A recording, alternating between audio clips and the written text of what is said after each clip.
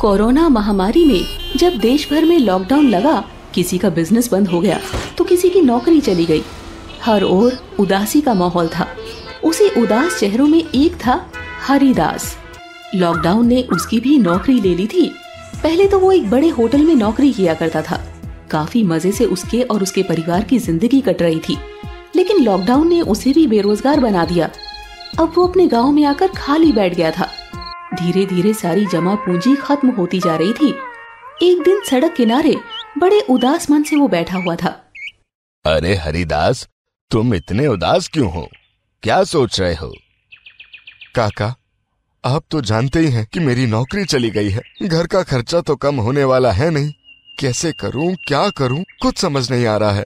अरे चिंता मत करो, कुछ ना कुछ हो ही जाएगा। तब तक जो तुम्हारे पास जमा पैसे हैं उसी से काम चलाओ। भोलेनाथ ने चाहा तो सब अच्छा हो जाएगा। इतना कहकर रामू काका वहाँ से चले जाते हैं। तब हरिदास सोचने लगता है, भगवान भोलेनाथ ही अब कुछ करेंगे। हे भोलेनाथ, दया करो हमारे ऊपर। कोई काम दिला दो भगवान, आपकी बड़ी कृपा होगी। उस दिन से हरिदास दिन रात भगवान भोलेनाथ का नाम जपने लगा और रोज मंदिर भी जाने लगा। उसकी पत्नी स्नेहलता भी भोलेनाथ की पूजा करती थी। भगवान के ऊपर भरोसा रखो, वो सब ठीक कर देंगे।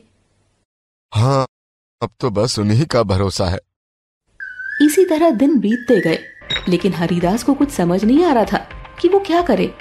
अब तो उसकी सारी पूंजी भी खत्म हो गई थी।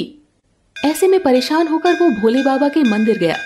हरिदास मंदिर में रोते हुए कहता है, हे भगवान, अब मैं क्या करूंगा?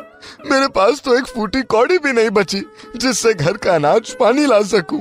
अब आपका ही सहारा है भगवान, नहीं तो भूखे मर जाएंगे। हरिदास बहुत रोता है। वो घंटों मंदिर में भगवान के सामने हाथ जोड़कर बैठा रहता है। इसी तरह रात हो जाती है तो वो घर आता है और बिना कुछ खाए पिए ही सो जाता है। तब रात को भगवान शिव उसके सपने में आते हैं। हरिदास, तुम चिंता मत करो। तुम्हें जो आता है वही करो। नौकरी में जो तुम काम करते थे वही काम अब तुम अपना करो। तुम्हें लाभ होगा। मेरा आशीर्वाद तुम्हारे साथ है। इतना कहकर भोले बाबा अंतर्ध्यान हो जाते हैं। सुबह को जब हरिदास की नींद खुलती है तो उसे अपने सपने की याद आती है। स्नेहलता, पता है रात को भोले बाबा मेरे सपने में आए थे। उन्होंने कहा है कि मुझे जो आता है मैं वही करूं, उसी में मेरा फायदा होगा। ये तो बहुत अच्छी बात है। स्वयं भगवान ने आपसे कहा है तो आपको जरूर करना चाहिए। लेकिन मैं तो होटल में समोसे बनाता था। तो फिर आपको एक ठेला लगाकर उस पर बनाकर ही बेचना चाहिए।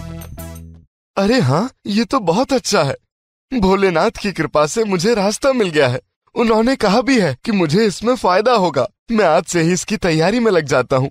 तुम भी मेरा साथ देना। हाँ, क्यों नहीं। दूसरे दिन हरिदास एक ठेले की व्यवस्था कर लेता है और समोसा बनाने की सारी तैयारी भी कर लेता है। उसी ठेले पर उसकी पत्नी चाय बनाकर बेचती है। धीरे धीरे लोग वहाँ आते हैं। रामू काका भी आते हैं। अरे हरिदास, ये सब क्या है? तुम इस ठेले पर क्या करने वाले हो? काका, मैं होटल में समोसे बनाता था। मेरे हाथ के समोसे सबको बहुत पसंद आते थे, इसलिए अब मैं समोसे बनाकर ही बेचूंगा। अरे वाह, ये तो बहुत बढ़िया बात है। तुम बेकार में परेशान रहते थे, देखना तुम्हारे ये समोसे का काम कितना अच्छा चलेगा। पहले दिन हरिदास सबको फ्री में ही समोसा खिलाता है। सभी उसकी तारीफ करते हैं। अरे हरिदास, तुम्हारे हाथ में तो जादू है, जादू। भाई मजा ही आ गया समोसे खा के तो। दूसरे दिन और भी ज्यादा लोग आते हैं। तभी एक आदमी पूछता है, हरिदास, कल तुमने फ्री में ही समोसे खिलाया था, आज भी फ्री में है क्या? अरे नहीं भाई, मैं फ्री में कैसे खिला सकता हूँ? कल तो पहला दिन था ना, इसलिए सबको फ्री में खिलाया। अब 5 रुपए का एक समोसा मिलेगा। कोई बात नहीं, जल्दी से हमें 2 समोसे दे दो। मुझसे तो रुका ही नहीं जा रहा। मुझे भी दो। अरे मुझे भी दो। रुको, सबको एक एक करके देता हूँ। हरिदास का समोसा लोगों को बहुत पसंद आने लगा। दूसरे गांव के लोग भी समोसा खाने आने लगे थे। ऐसे में एक दिन ग्राहक ज्यादा हो गया और आलू तब कम पड़ गया था। अरे स्नेहलता, इतने सारे लोग लाइन में खड़े हैं लेकिन आलू तो खत्म होने वाले हैं। अब क्या करें? सबको मना कर दें क्या? अरे नहीं, मना क्यों करोगे? ऐसे में तो लोग कम आने लगेंगे। आप चिंता मत करो, मैं कुछ करती हूँ। तुम क्या करोगी? मैं समोसे में आलू कम भरती हूँ। अरे नहीं, ऐसा मत करना, किसी को पता चल गया तो अच्छा नहीं होगा। मैं हूँ ना, नहीं पता चलेगा। स्नेहलता समोसे में कम आलू भरकर देने लगी। किसी को पता नहीं चला। जब रात हुई, वो घर आए तो हरिदास ने उससे पूछा, तुमने ऐसा क्या किया कि किसी को पता ही नहीं चला कि समोसे में आलू कम थे? दरअसल मैंने समोसे का साइज भी छोटा कर दिया था। ऐसे में लोगों को पता नहीं चल पाया कि उसमें आलू कम है। अरे वाह, तुम्हारा दिमाग तो बहुत चलने लगा। अब ऐसा करते हैं, समोसे में कम आलू और छोटा साइज ही रखते हैं। अगर किसी ने कुछ बोला तो उसे कोई बहाना बना देंगे। और अब समोसे का दाम भी बढ़ाकर 7 रुपए कर देते हैं। हाँ, ये ठीक रहेगा। योजना के अनुसार हरिदास ने समोसे का साइज छोटा कर दिया और कीमत भी बढ़ा दी। अरे भाई, आपके समोसे का साइज तो पहले से छोटा हो गया, अब कीमत भी आप पहले से ज्यादा ले रहे हैं। ऐसी कोई बात नहीं है, गलती से कोई छोटा रह जाता होगा। यदि कोई ग्राहक कभी शिकायत करता तो उसे कुछ दिनों तक अच्छा समोसा खिलाता। उसका ग्राहक कम नहीं हो रहा था, बल्कि दिन ब दिन बढ़ता ही जा रहा था। ऐसे में हरिदास को काफी घमंड होने लगा और वो भगवान का नाम लेना भी छोड़ दिया। उसे लगने लगा कि सब उसकी मेहनत का कमाल है। इतना तो मैं नौकरी करने में भी नहीं कमा पाता था, आखिरकार मेरी मेहनत रंग लाई। हाँ, ये बात तो है। वैसे भगवान भोलेनाथ की कृपा को आप मत भूलो। आखिरकार उनकी ही कृपा से हम ये सब कर पाए हैं। ये क्या कह रही हो तुम? इसमें भगवान की कृपा कहाँ से आ गई? मेरी मेहनत नहीं होती तो ये सब कैसे होता? रहने दो। तुम भी क्या? ज्यादा कमाने के चक्कर में धीरे धीरे हरिदास अपने समोसे की क्वालिटी को कम करता चला गया, जिससे ग्राहक भी कम होने लगे। एक दिन सुबह को उसने देखा कि उसका बेटा राहुल स्कूल जाने के लिए उठा ही नहीं। देखा तो उसे बहुत तेज बुखार हो रहा था। अरे स्नेहलता, राहुल को तो बहुत बुखार है, इसे जल्दी से पानी की पट्टी कर दो। लाख कोशिशों के बावजूद राहुल का बुखार कम नहीं हो रहा था। दोनों बहुत परेशान हो गए। राहुल को लेकर अस्पताल गए। वहाँ डॉक्टरों ने देखा तो बोला इसे टाइफाइड हो गया है।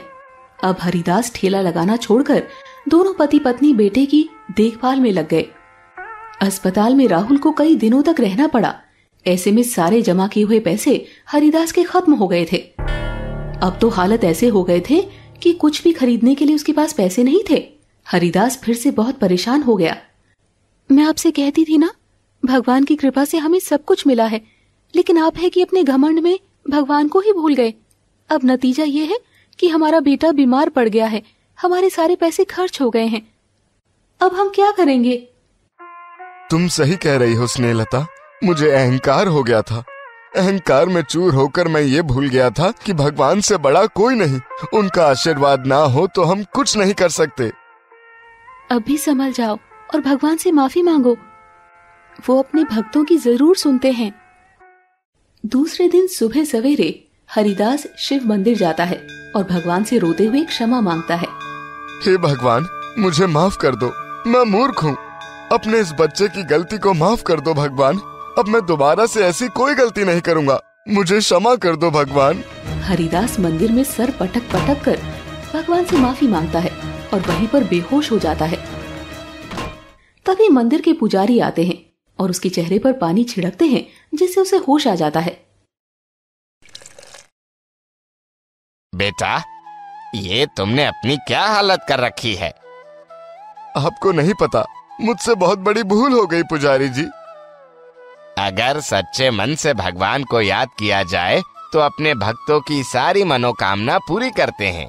मुझे यकीन है तुम्हारी इच्छा भी जरूर पूरी होगी। हरिदास अपने घर आता है। जब वो रात को सोता है तो भगवान फिर से उसके सपने में आते हैं।